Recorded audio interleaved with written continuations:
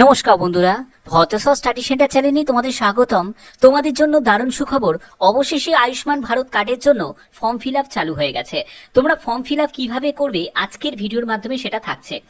তো এখানে দেখতেই পাচ্ছ যে Ayushman Bharat Pradhan Mantri Jan Arogya Yojana form for new enrolment West Bengal, অর্থাৎ ওয়েস্ট বেঙ্গলে এখন নিউ এনরোলমেন্ট করা হচ্ছে আয়ুষ্মান ভারত কার্ডের জন্য। তো এবার কিভাবে তোমরা ফিল আপ করবে সেটা একদম নির্ভুলভাবে ফিল আপটা তোমাদের দেখাচ্ছি। তো তোমাদের বলে রাখি, এই যে এই ফর্মটা তোমরা কোথা থেকে পাবে, কোথায় জমা দেবে, সবকিছু ডিটেলসে বলবো। এবং তোমাদের জনকল্যাণ যে শিবির, বিভিন্ন ক্যাম্প কিন্তু বসবে। কবে কবে বসবে? তো কবে কবে বসবে? 15ই জুন, 16ই জুন, 17ই জুন, এই 3টে ডেটে জনকল্যাণ শিবির বসবে।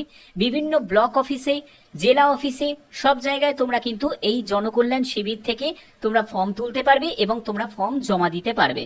ঠিক আছে, শুধুমাত্র এই প্রকল্পের যে ফর্ম জমা নেওয়া হবে বা এই ফর্ম ফিল আপ হবে তা কিন্তু নয়, আরো বিভিন্ন যেসব প্রকল্প রয়েছে, সরকারি প্রকল্প, সেগুলোরও কিন্তু ফর্ম তোলা বা জমা নেওয়া হবে। ঠিক আছে, তো চলো এবার তোমাদের কিভাবে ফর্মটা নির্ভুলভাবে ফিল আপ করবে সেটা তোমাদের দেখিয়ে দিই। তো প্রথমে দেখতে পাচ্ছ এখানে ডেটটা মেনশন করা আছে, অর্থাৎ যে ডেটে তুমি অ্যাপ্লিকেশন ফর্মটা জমা করবে সেই ডেটটা কিন্তু এখানে মেনশন করে দেবে।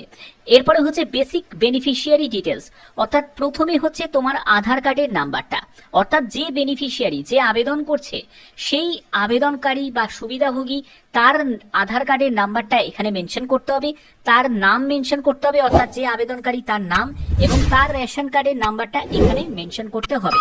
এরপরে চলে যাচ্ছি ক্যাটাগরি ক্ষেত্রে তোমরা দেখতে পাচ্ছ, অর্থাৎ কোন ক্যাটাগরি তোমার রেশন কার্ড রয়েছে, তো সেই ক্যাটাগরিটা তোমাকে এখানে মেনশন করতে হবে, অর্থাৎ AY না SPHH না PHH না RKSY1 না RKSY2 না জেনারেল, তো যেটা রয়েছে সেটাই কিন্তু তোমাকে এখানে টিকটা দিতে হবে। এগুলো করার পরে তারপরে আধার লিঙ্ক মোবাইল নাম্বার, অর্থাৎ যে মোবাইল নাম্বারটা তোমার আধার কার্ডের সঙ্গে লিঙ্ক করা রয়েছে সেই মোবাইল নাম্বারটাই কিন্তু এখানে দিতে হবে। এরপরে হচ্ছে জেন্ডার, অর্থাৎ তুমি যদি মেল হয়ে থাকো তাহলে মেলে টিক দেবে, তুমি যদি ফিমেল হয়ে থাকো তাহলে ফিমেলে গিয়ে টিকটা দেবে। এরপরে হচ্ছে ডেট অফ বার্থ, অর্থাৎ ডেট অফ বার্থ তোমাকে মেনশন করতে হবে, ডে মান্থ ইয়ারে তোমাকে মেনশন করতে হবে। এরপরে চলে যাচ্ছি হচ্ছে ফুল অ্যাড্রেস। দেখো এখানে যে অ্যাড্রেসটা তুমি দেবে, তোমার আধার কার্ডে যা তোমার অ্যাড্রেসের ডিটেলসটা রয়েছে সেই অ্যাড্রেসটাই কিন্তু এখানে মেনশন করতে হবে, যেখানে তোমার house number, street, village, ward সবই কিন্তু তুমি মেনশন করতে পারো। ঠিক আছে, এরপরে হচ্ছে তোমার জেলা, তোমাকে জেলা মেনশন করতে হবে, তোমার ব্লক মেনশন করতে হবে। তারপরে হচ্ছে যে তোমাদের এখানে দেখো গ্রাম পঞ্চায়েত বা ওয়ার্ড তোমাকে মেনশন করতে হবে।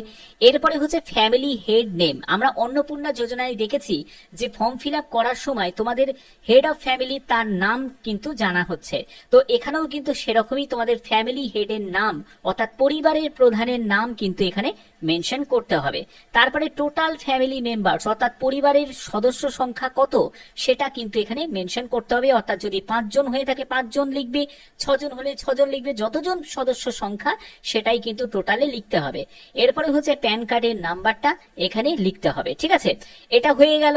হয়ে যাওয়ার পরে ঠিক আছে, এবার দেখো তোমরা অনেকেই বলবে স্যার প্যান কার্ডের নাম্বারটা কার হবে? প্যান কার্ডের নাম্বারটা হচ্ছে যে বেনিফিশিয়ারি তার হবে, যে আবেদন করছে তার হবে। আচ্ছা, এর পরবর্তী হচ্ছে ইলেকটোরাল ডিটেলস।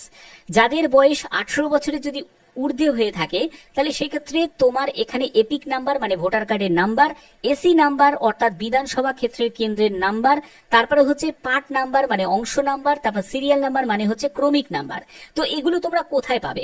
দেখবে ইসিআই থেকে নির্বাচনের আগে, ভোটের আগে কিন্তু তোমাদের ইসিআই থেকে যে পরিবারের যতজন সদস্য রয়েছে প্রত্যেককে কিন্তু একটি করে স্লিপ দেওয়া হয়েছিল। ঠিক আছে, ভোটার স্লিপ দেওয়া হয়েছিল, তো সেই স্লিপেই কিন্তু মেনশন করা রয়েছে। এছাড়া তোমাদের SIR 2026 লিস্টটা তোমরা চেক করবে, সেখানে তোমার নামের পাশাপাশি তোমাদের ভোটার কার্ডের নাম্বার, তারপরে AC number, part number, serial number সব কিন্তু সুন্দরভাবে মেনশন করা রয়েছে, সেখান থেকেও তোমরা এটা এখানে লিখে নিতে পারো। ঠিক আছে, তো এই হচ্ছে ব্যাপার। ওকে, আচ্ছা, এর পরবর্তী হচ্ছে যে স্বাস্থ্যসাথীর ডিটেলস, যেখানে তোমাদের স্বাস্থ্যসাথীতে দেখবে স্বাস্থ্যসাথী যে কার্ডটা তোমার রয়েছে সেই স্বাস্থ্যসাথী কার্ডেতে ইউআরএন নাম্বারটা রয়েছে, সেই ইউআরএন 17 ডিজিটের নাম্বারটা তোমাকে এখানে নির্ভুলভাবে লিখতে হবে।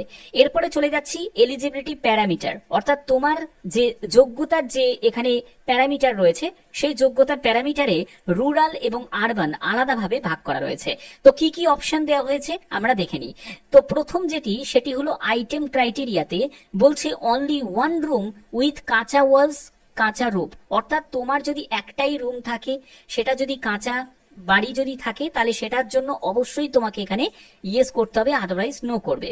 এর পরবর্তী হচ্ছে no adult member between age 16 to 59, অর্থাৎ 16 থেকে 59-এর মধ্যে যদি তোমার পরিবারে কোনো অ্যাডাল্ট মেম্বার না থাকে তাহলে এখানে ইয়েস করবে, আর না হলে নো করবে। ঠিক আছে, যে female headed household with no adult male member, অর্থাৎ কোনো প্রাপ্তবয়স্ক কোনো পুরুষ মেম্বার কিন্তু নেই, যে 16 থেকে 59-এর মধ্যে যার বয়স, ঠিক আছে, কিন্তু ফিমেল হেডেড হাউসহোল্ড রয়েছে, তাহলে সেক্ষেত্রে তোমাদের এখানে ইয়েস করতে হবে অথবা তোমাকে নো করতে হবে।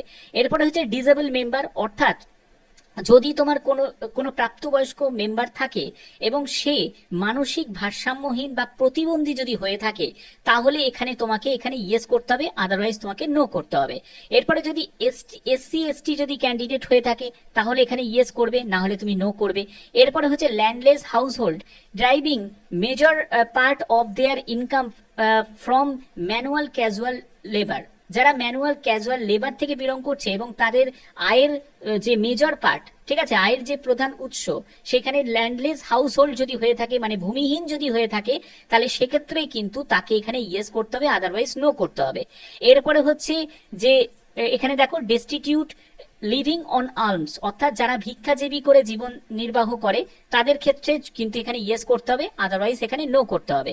এরপরে হচ্ছে ম্যানুয়াল স্ক্যাভেঞ্জার ফ্যামিলিজ, অর্থাৎ যারা মলমূত্র পরিষ্কার করে, যদি মলমূত্র পরিষ্কার করা হয়ে থাকো তাহলে সেক্ষেত্রে ইয়েস করতে হবে, আর আদারওয়াইজ এখানে নো করতে হবে। এরপরে যারা প্রিমিটিভ ট্রাইবাল গ্রুপ থেকে বিলং করছে, অর্থাৎ সাঁওতাল বা কোনো উপজাতি থেকে যদি বিলং করে থাকে, তাহলে সেক্ষেত্রে কিন্তু তোমাকে এটা ইয়েস করতে হবে, আদারওয়াইজ নো করতে হবে। আচ্ছা, এর পরবর্তী হচ্ছে লিগালি রিলিজড বন্ডেড লেবার, তো আইনগতভাবে মুক্তিপ্রাপ্ত ঋণদাস যদি হয়ে থাকো তাহলে এখানে ইয়েস করবে, আদারওয়াইজ নো করবে। তো এটা হয়ে গেল হচ্ছে যারা রুরাল থেকে। এবার যারা শহরাঞ্চল থেকে বিলং করছো, অর্থাৎ আরবান এরিয়া থেকে, তাদের কিন্তু এই পোর্শনটা ফিল আপ করতে হবে। ঠিক আছে, তো এইখানে কি কি বলা হয়েছে দেখে নাও। এখানে পরবর্তী দেখো, এখানে বলছে যে র্যাক পিকার অর্থাৎ হচ্ছে কাগজ কুড়ানি, যদি কাগজ কুড়ানি হয়ে থাকে তাহলে সেক্ষেত্রে এখানে ইয়েস করবে, আদারওয়াইজ নো করবে। তারপরে হচ্ছে বেগার, অর্থাৎ ভিক্ষুক যদি হয়ে থাকে তাহলে সেক্ষেত্রে ইয়েস করবে, আদারওয়াইজ নো করবে। ডোমেস্টিক ওয়ার্কার, অর্থাৎ হচ্ছে যদি গৃহকর্মী হয়ে থাকে তাহলে এখানে ইয়েস করবে, আদারওয়াইজ নো করবে। তারপরে হচ্ছে স্ট্রিট ভেন্ডার হতে পারে, কবলার হতে পারে, হকার হতে পারে, যদি এটা হয়ে থাকে তাহলে সেক্ষেত্রে ইয়েস করবে, আদারওয়াইজ নো করবে। কনস্ট্রাকশন ওয়ার্কার যদি হয়, plumber, Mason, labour, painter, welder, ঠিক আছে, সিকিউরিটি গার্ড, কুলি, ঠিক আছে। তারপর হচ্ছে অ্যানাদার হেড লোড ওয়ার্কার যদি হয়ে থাকে তাহলে সেক্ষেত্রে এখানে ইয়েস করবে, আদারওয়াইজ নো করবে। সুইপার, স্যানিটেশন ওয়ার্কার বা মালি যদি হয়ে থাকে তাহলে ইয়েস করবে অথবা নো করবে। Home base worker, artisan, handicraft worker, তারপরে টেলার যদি হয়ে থাকে তাহলে এখান থেকে তোমাকে ইয়েস করতে হবে, আদারওয়াইজ নো করতে হবে। তারপর ট্রান্সপোর্ট ওয়ার্কারের মধ্যে ড্রাইভার আছে, কন্ডাক্টর রয়েছে, তারপরে হেল্পার টু ড্রাইভার রয়েছে, তারপরে কন্ডাক্টার্স, কার্ট পুলার রয়েছে, রিক্সো পুলার রয়েছে, ঠিক আছে। তো তাদের ক্ষেত্রে এখানে ইয়েস করবে, আদারওয়াইজ এখানে নো করবে। এরপরে হচ্ছে যদি শপ ওয়ার্কার হয়ে থাকো বা অ্যাসিস্ট্যান্ট বা পিওন হয়ে থাকো, হেল্পার হয়ে থাকো, ডেলিভারি অ্যাসিস্ট্যান্ট, অ্যাটেন্ডেন্ট, ওয়েটার যদি হয়ে থাকো তাহলে এখানে ইয়েস করবে, আদারওয়াইজ নো করবে। ইলেকট্রিশিয়ান, মেকানিক, তারপর হচ্ছে অ্যাসেম্বলার, তারপর রিপেয়ার ওয়ার্কার যদি হয়ে থাকো তাহলে এখানে ইয়েস করবে, আদারওয়াইজ নো করবে। ওয়াশারম্যান হয়ে থাকো, ধোবি, চৌকিদার যদি হয়ে থাকো তাহলে এখানে ইয়েস করবে, আদারওয়াইজ নো করবে। তো এগুলো তোমাদের এখানে ইয়েস নো এর মধ্যে হয়ে যাওয়ার পরে এরপরে হচ্ছে অ্যাডিশনাল ইনফরমেশন, যেখানে বলছে যে আইটেম এবং ক্রাইটেরিয়ার কথা বলা হচ্ছে।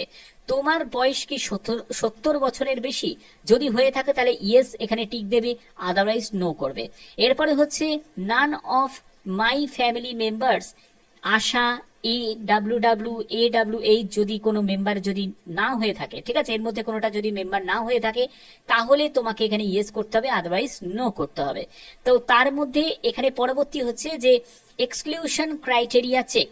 তো এখানে কি কি বলা হয়েছে দেখো, তোমার ফ্যামিলি ইনকাম যদি 8 লাখ টাকার বেশি হয় প্রতি বছরে, বছরে যদি 8 লাখ টাকার বেশি হয় তাহলে এখানে ইয়েস করতে হবে, অ্যান্ড আদারওয়াইজ এখানে নো করতে হবে।